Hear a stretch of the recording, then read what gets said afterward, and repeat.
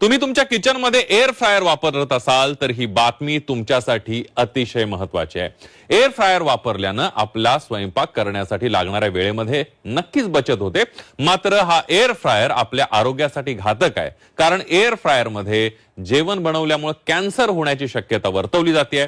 बघूयात त्या संदर्भातला एक रिपोर्ट।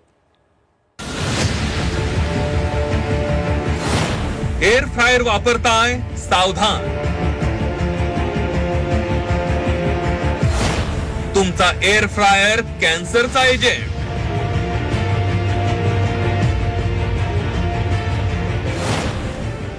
एअर फ्रायरच्या वापराने कॅन्सरला निमंत्रण। अलीकडच्या काळात माणसांच्या हातात जसा स्मार्टफोन आलाय, तशीच घरातील किचन सुद्धा स्मार्ट झाल्याचं पाहायला मिळतंय। Mixer grinder, electric किटली, coffee maker, oven, microwave आणि एअर फ्रायर अशा अनेक ऍडव्हान्स वस्तू आपण किचन मध्ये वापरायला लागलोय। अलीकडे एअर फ्रायर तर प्रत्येकाच्या किचन मध्ये पाहायला मिळतोय।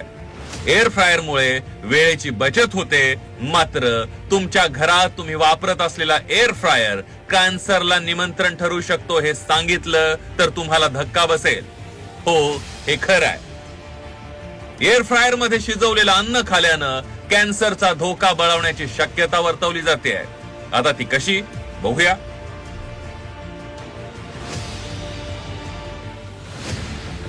एअर फ्रायर मध्ये उच्च तापमानावर जेवण शिजवलं जातं। उच्च तापमानामुळे कार्सिनोजेनिक घटक अन्न पदार्थांमध्ये वाढू शकतात। कार्सिनोजेनिकचं वाढतं प्रमाण कॅन्सरचं कारण ठरू शकतं। त्यासोबतच एअर फ्रायर मध्ये जेवण बनवल्यामुळे त्यातील पोषक तत्वही कमी होतात। एअर फ्रायर मध्ये उच्च तापमानावर जेवण शिजवलं जातं। उच्च तापमानामुळे अन्न पदार्थांमधील पोषक तत्व कमी होऊ शकतात। खास करून पाण्यात विरघळणाऱ्या अन्न पदार्थांमधील पोषक तत्व पूर्णपणे नष्ट होण्याची भीती आहे। एअर फ्रायर मध्ये शिजवलेलं अन्न खाल्यानं कॅलरीजचं प्रमाण वाढू शकतं। कॅलरीज वाढल्यानं तुम्हाला लठ्ठपणाही होऊ शकतो। शरीरातील आरोग्याला हानिकारक फॅट वाढू शकतात।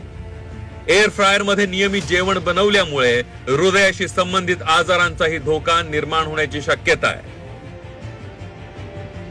पण एअर फ्रायरचा जो खूप अतिवापर होतोय त्याचे काही तोटे पण आहेत। एअर फ्रायरमुळे जी हीट, एक्सेसिव्ह हीट वापरली जाते, ज्याच्याने आपलं फूड फ्राय केलं जातं, त्याच्याने दोन प्रकारचे घटक तयार होतात, एक ऍक्रिलामिन आणि एक पीएच म्हणजे पॉलिएनामाइड हायड्रॉक्सिक्लोरिक ऍसिड।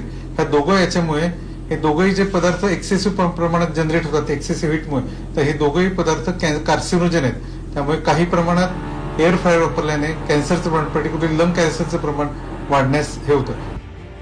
प्रत्येक वस्तूचे काही फायदे तर काही तोटेही आहेत, मात्र यामध्ये समतोल साधणंही तितकंच महत्वाचं आहे।